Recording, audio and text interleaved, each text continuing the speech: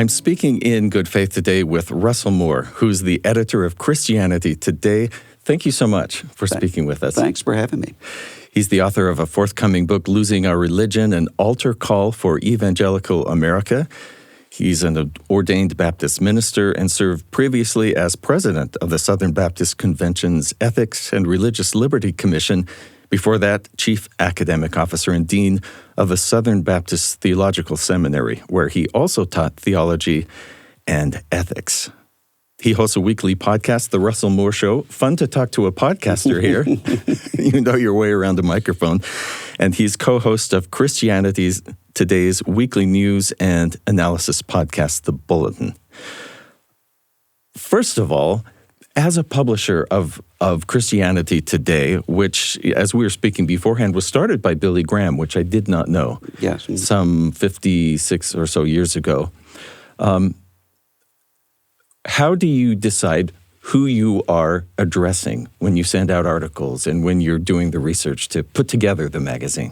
Well, CT has always had a commitment to a positive, gospel-centered vision of evangelical Christianity that differed both from an angry sort of anti-intellectual fundamentalism and a liberalizing Protestantism. So it was a different vision, especially in the 1950s when Billy Graham was forming this, from what most Americans were accustomed to hearing from conservative Protestants. So we're still in continuity with that vision, biblical orthodoxy, and a commitment to loving people and to the sort of intellectual engagement and in good faith, a sort of conversations between people who might disagree. Well, I heard you speak in a panel at the Religious Law Review here at Brigham Young University just a few moments ago. Let me phrase that differently. I heard you speak on a panel just a few moments ago at the Religious Law Review, and I was really interested in what you saw as sort of the most critical issues. And it grew out of your experience in youth ministry. And I wondered, if you don't mind sharing that? Well, I started out in youth ministry, while I was a seminary student. And this was, I thought, just something I was going to do for a little while. And it wasn't until later that I realized almost everything that I've done in my life since, I learned all the lessons I needed to know doing youth ministry, because they're all the same problems. It doesn't matter if it's the Vatican, the White House, local congregation, a senior assisted living home. They all have those same issues of who gets along with whom, who doesn't want to be seen with whom, who wants to feel important to whom, all of those sorts of questions. And I also saw in the particular kind of youth ministry I was doing, I was dealing both with some kids who were culturally Christian, they'd always grown up in the church, but were sort of numb and almost inoculated to faith. And then a lot of kids who came out of completely unchurched backgrounds, never had met religious people even before, who didn't really know how to act in a church, but who couldn't believe that there were people who believed that death is not the end, for instance. And so they actually had a sense of the strangeness in the right way of what I believe the Christian gospel to be. And so it sort of served as a metaphor for me for the rest of life. Well, I have just enough experience as a former scoutmaster to I think, say amen to everything that you just said. What do you see as hopeful signs? Where do you see possibilities of maybe being friendlier in some of those theological divisions? Well, when the younger one goes, at least in my evangelical Christian community, the younger one goes, the more hopeful I am in a lot of ways. Although there are unique challenges with disillusionment and cynicism, and a lot of it rightly earned cynicism. I also am noticing when I'm on a college campus talking to Christian students, the number one question they're asking me is, how do I pray? Interesting. How do I spend time in the Bible? So they haven't learned that Well, necessarily. they've learned that they should do it, and they do it, but they haven't had the kind of mentoring that they actually would like. And so I'm finding myself saying to older evangelicals often who think, well, the young Christians don't want anything from us. The number one thing they're asking for is mentoring and connection, and they don't know how to do that because, as one student said to me one time, how does one ask somebody to be a mentor? It's like going up to someone and saying, "Will you be my friend?" Yeah, yeah. And so there's that, and it's also I see as both a negative and a positive sign. After that question, the second most often asked question is, how do I deal with my parents who have become radicalized by conspiracy theories or who want to argue politics all the time? That's a negative reality. But what's positive is that I'm never being asked, how do I win an argument with my parents? Or how do I get away from my parents? It's always, I want to connect with my parents. I love my mom and dad or whoever the extended family member is. How do I do that in a way that doesn't just end up in some of these divisive, polarizing conversations? I'd like to, in a minute, come back to some of that, and you must have developed a particularly thick skin to still be doing what you do in some ways. I don't know. I don't think it's particularly thick, no. But I wonder if, on In Good Faith, we do love to know about people's faith journeys. Mm-hmm. And did you grow up in a believing home? Do you remember hearing about God and the first times you thought, I think this is real? I grew up in a Southern Baptist church that had been pastored by my grandfather. He had retired before I was born there. But it was a very cohesive community, very clear gospel articulation. Wasn't a perfect church by any means. But I was able to see not just what I believe taught, but also to see it demonstrated in many real and tangible ways. So I came to personal faith in Christ at about 11 or 12 years old and went through a faith crisis at about the age of 15. Is that sort of seem on schedule for normal development? Well, kind of, except that what I was worried about is I was looking around and saying, what if this is all just politics or Southern culture, and Jesus is the hood ornament on the top of it. And so there was a sense of, is this all just a means to an end? And I spent considerable time working through that. I didn't have many people to talk about it, but I just went through it. And thankfully, I'd read the Chronicles of Narnia so many times as a kid that I recognized the name C.S. Lewis on the spine of a book. And Mere Christianity really was the mechanism to pull me out of that. Not because of the arguments in Mere Christianity, although those are good and sound. It was more the tone of voice that came through, that Lewis obviously wasn't trying to sell me anything or to mobilize me. He was actually bearing witness to something true and real and beautiful. And that helped me to work through that process. And I suppose that's why I have, for the rest of my life, I have a burden for people who are in that situation I was in when I was 15 and who really are not wanting to walk away from what they believe, but who are genuinely afraid, what if it's not true? What if it's not real? What if it's something else? Yeah. And so him bearing witness really through his personal experience and his insights, for young people today, if they heard more of people's personal conversion and connection to Christ, would that help them get there sooner, do you think? Rather than just here are the rules we live by and all of that, hearing the adults, the mentoring, I guess.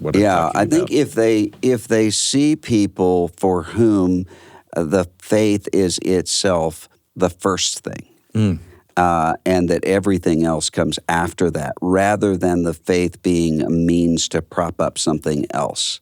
And I think that's one of the really disillusioning things that we see right now is kind of a grouping of people who would be together no matter what, and who are at odds with people they would be at odds with no matter what. That causes people to wonder, is this just that? Yeah, I haven't heard it put that way. And we'd be together anyway, but because we're together, we're also here in this same church. Right. And I think that's one of the things that I see very different in both the ministry of Jesus and in the life of the early church in the book of Acts, for instance, is that you have this shaking up and putting together of people who may have had nothing else in common except for the following of Jesus, and it created quite a bit of disruption throughout the early church era, but it also created a kind of power and witness to what's really true and what's really important, what really matters. One of the things I enjoy about being part of a local interfaith association is that chance to meet people I would not have met just in my daily life, and to rub shoulders. And I wonder, is there sort of a secret sauce or idea for you, because you do so much interacting with people, that you may think, well, theologically, we are not quite on the same page, or maybe even very different, and yet we are here to work together. What is it that helps you do that? Well, I think because for me, it's really not a least common denominator sort of conversation. So I never show up as anything less than what I actually am, and a conservative evangelical Protestant who believes the creeds and confessions I believe.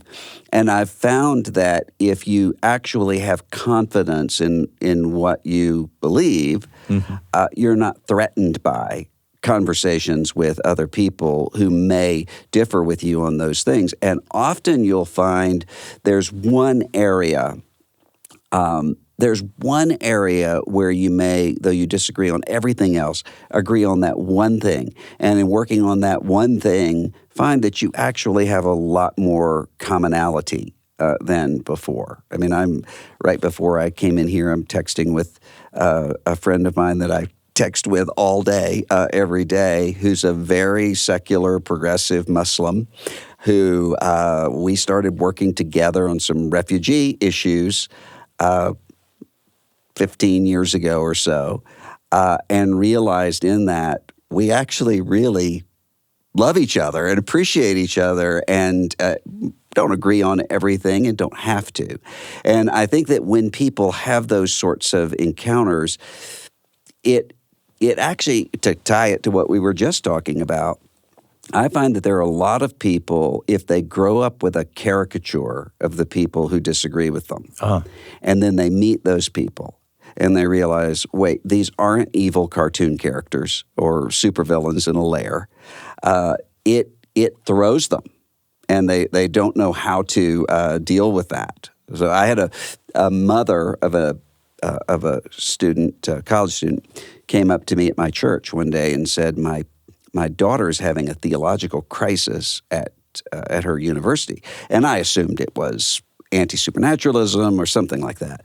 And she said, no, it's because she's with a lot of atheist and agnostic students, and she sees love, joy, peace, gentleness, kindness, and it throws her. Well, of course, there's a very biblical Christian reason why you should expect those things in everybody created in the image of God, but she wasn't ready for it. And if you have people who actually have confidence in what it is that they believe, and really do believe in the possibility of persuading one another, even if just on one little issue with which one can work together, that's a path forward. Yeah, that's beautifully stated. That whole idea that you have to be all of who you are to show up and feel like you actually belong there, and the other person from a different faith has to be able to show up as all of who they are, and not we pretend and we skirt around the edges of things. Yeah, I think there are some people who think faith itself is the most important thing, and faith in what or whom is relatively unimportant. That's not who I am. So it's not a matter of, as long as we all can get on the same page where we're faithful people or behaving people, then we're all together. I think that's artificial and wrong, and for me it leads in some really bad directions. But I also have found there are all kinds of people who aren't, who are actually curious about what other people believe, who really want to. Yeah. I taught last year at a very secular university where I think all of my students were from completely secular backgrounds, and most of them had never met an evangelical Christian until me. And the questions they were asking, one after the other, were theological questions, because they really wanted to talk to somebody who wasn't scared or embarrassed about those things, and they could actually have a conversation. I think we need more of that. If a little more on a personal level, are there particular things that are your reasons for believing in God? Like because of this or because of that, and you can adapt that to whatever applies to you. I think that I am convinced by the person of Jesus. I really believe, for both intellectual and experiential reasons, that the resurrection actually happened. And that means that I'm very attentive to the authority of what it is that Jesus says. There's a novelist, essayist, Frederick Buechner, who said at one point, I can't really articulate in terms of a syllogism or an abstraction. I can just tell you there's something about the voice of Jesus that inclines me to follow him. And I think that's true. If you notice the way that Jesus is calling all of his disciples in the Gospels, come and see. And then they do. And so I really have become convinced that Jesus is who he said he was, and the gospel is what it is. And then I've seen that demonstrated and lived out. So as Jesus says, the Spirit blows where he wills, the wind goes and you don't see it, but you see the results. And I have seen that. There are times when, for me, flipping through a red letter Bible on a bad day, finding the red letters, which if people don't know, those are the ones that we attribute to Jesus personally. That's where I go on the rough days, because I would just have to say I'm sort of on the same page there is something about what he said and what he did, and hearing it directly that's pretty uplifting and pretty encouraging to me. Yeah, and it's also true that you have in Jesus somebody who was both scandalously offensive. I am the way, the truth, and the life. No one comes to the Father except through me. And gentle, and not personally threatened or insulted by talking to, for instance, a Samaritan woman who disagrees with much of what it is that he was saying. I think that's that's one little glimmer at somebody who actually, as he put it, knew where he was coming from and where he was going and who he was. I mean, I think that's the case. I think we all have different ways of feeling guided. I'll use terminology I know you can translate. Feeling the Holy Spirit moving or directing me a certain way. Or, of course, I always want more answers than I think I'm getting. Yeah. Maybe God is just going, please clue in. Please clue. I'm giving you chances. Yeah. But are there particular ways you have felt led or prepared or guided to the kind of things you do today? You know, I think I would have a different answer for that than I would have, say, 15 years ago. Because for a long time, I was very suspicious of language along the lines of, I feel God leading me or I think God is saying to me, because I saw that used in my context in some really, really awful ways in which you just had subjectivity defined as this is God leading me. But as time has gone on, I have seen most of the major decisions that I've made in my life, I didn't make them in terms of writing down the pros and cons on a sheet of paper. Nor did I even do that by saying, here are some theological abstractions and here's how they work out. It's instead, I was making a major decision one time and had spent a lot of time in counsel with people that I really trust. And one of them said, you've already made this decision. You just don't know it. Your mind isn't there yet, but you're there. And his point was, I think that God's been working underground in your psyche in ways that are almost imperceptible and invisible to you. And now you're kind of able to put words to and to think about where you're being guided. So I think of that shepherd metaphor that's used in both the Old and New Testaments. It's a voice that is calling and a following, but it's not a map. Yeah. So there's just enough light from the pillar of fire for the next step. And I find that I'm the kind of person who would like a map. I would like to have everything join the club detailed and all of the mystery taken out, and but that's not what life is, and not who God is. Have you been? It sounds like you have become also comfortable with that situation of not knowing. Yes, I have, and part of the reason for that is because, and I've seen that not just in my own life, but in everybody that I deal with at a really authentic level, not just who we present or pretend to be, but at the authentic, real level. Almost everybody who has had a genuine experience with God, I have never met anybody, and I have never seen in my own life the most important of those happening at moments of triumph. They almost always are times when, at the moment, God seems to be absent or silent. And I'm at the moment saying, where is God? I can't see where it is that I'm going. And it's only looking backward that I'm able to see God was doing all of these things with me and for me that I couldn't recognize then. And I think that's the way that it works. So I've become more comfortable with, I don't know where you're going, but I know you and I trust you.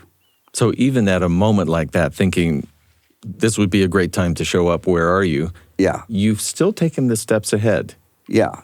Well, I think I spent a lot of time, one time I was going through a really difficult time, I spent a lot of time in the life of Elijah, the prophet Elijah, because Elijah, I had always thought of him first as the prophet who's in the contest with the prophets of Baal and calling down literal fire from heaven. But what I saw is that the center of the narrative about Elijah in 1 Kings is not that. It's in the wilderness in which Elijah feels as though he's completely abandoned. I am alone, am left. And God is present, not in the earthquake and not in the whirlwind and not in the fire, but in this, often translated a still small voice, but more accurately, the sound of thinnest silence. God is there. And I think there's much to be learned from that. And I've certainly seen that in my own life. What brings you the most joy in your faith life?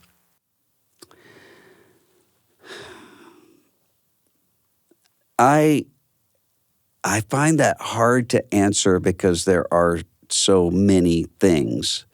And I'll just choose one of them, and that being, I find that I am reached most deeply often by hymnody, and a particular kind of hymnody that that I grew up with that transcended generations, and also with I'm a very low church Baptist, but one of the things that's been really important to me, and I didn't even know it was important to me, is the Anglican Book of Common Prayer, because every one of our wedding ceremonies was from the Book of Common Prayer. We didn't know it, but it was. And all of our funeral liturgies was from the Book of Common Prayer. And what I found to be so enlivening and important about that is that when I'm at a wedding and I hear the exact same vows that I made and that my parents made, and when I'm at preaching the funeral of my dad and knowing these were the exact same words that I heard at the funeral of my grandfather, and they're the exact same words that will be said at my own funeral, there's a sense of continuity there that's really life-giving for me. That's really beautiful.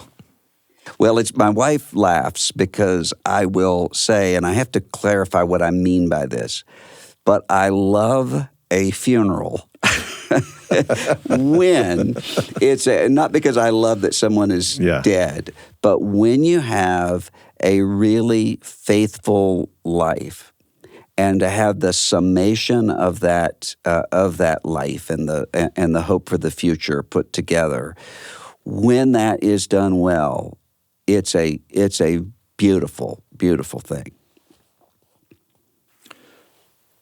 You've just mentioned one of the things I was going to ask about, which what are personal practices or maybe I would call it ritual that you do that you feel connects you to the divine? You've mentioned one with those traditions, but... Yeah, I spend a lot of time in Scripture, and this is one of the challenges I think many people face, is that because all of our attention spans have been so attenuated by social media and various other things, it's hard for people to give attention.